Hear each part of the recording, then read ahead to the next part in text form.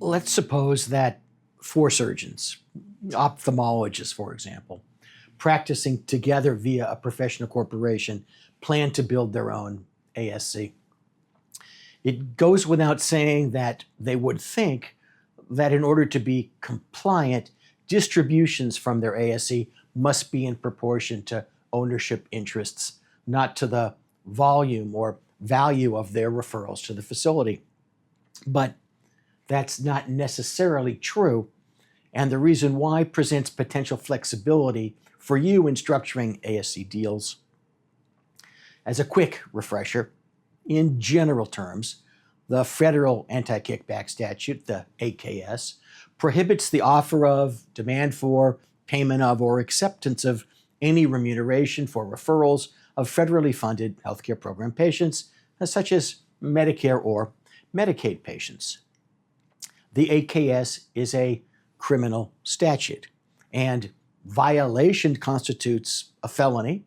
It's punishable by a fine of up to $100,000, imprisonment for up to 10 years, or if you're extremely unlucky, both. Conviction also leads to exclusion from federal healthcare programs, including Medicare and Medicaid, and it could also lead to civil monetary penalties.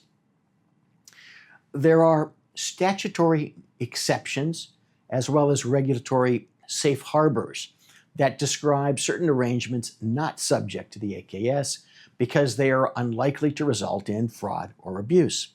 Now, because of the severity of an AKS violation, physician investments in ASCs are normally structured to fall into one of the four safe harbors aimed directly at ASC investment. There's one for surgeon-owned ASCs, one for single specialty ASCs, another for multi-specialty ASCs, and the fourth for hospital physician-owned ASCs, joint ventures. Although each of those safe harbors have particular components, they all require that the amount of payment to an investor in return for the investment must be directly proportional to the amount of the capital investment. Stated inversely, a physician can't be paid based on the volume or value of procedures that he or she brings to the ASC. But what if an ASC arrangement were structured to comply with a different safe harbor, not one of the four aimed at ASC investment? That's exactly the situation addressed in OIG Advisory Opinion 2307, which I'll refer to as AO 2307. For a number of reasons, ASCs are usually structured as entities completely separate from the physician owner's medical practice or practices.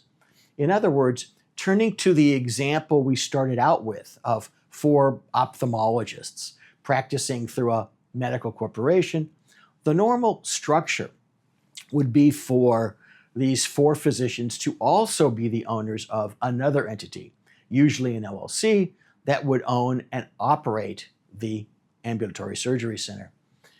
In the facts set out in AO 2307, the proposed structure was different. There, the practice entity, a corporation, of which the physicians were bona fide employees, created two corporate divisions, each of which operated an ASC. In other words, the structure involved a single corporate entity with a medical practice division and two ASC divisions.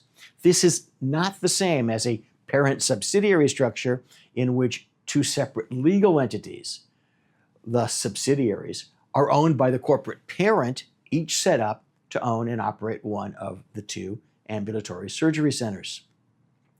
The medical practice requested the opinion from the OIG, proposing that it would pay its employed physicians base compensation plus, and here's the AKS issue, bonus compensation in the amount of 30% of the practice's net profits from the ASC's facility fee collections attributable to each physician's ASC procedures during a calendar quarter. In other words, the bonus compensation is tied directly to the volume and value of a particular physician's procedures at the ASC. The medical practice proposed that that arrangement would fit into the AKS's statutory exception and regulatory safe harbor for employee compensation arrangements. In general terms, those protected arrangements deal with any amount paid by an employer to a bona fide employee. In response to the request, the OIG issued a favorable opinion. In other words, the OIG would not challenge the arrangement as violative of the anti-kickback statute. So here's what this means for you. One, an OIG advisory opinion is not precedent and does not provide protection to anyone other than the requester.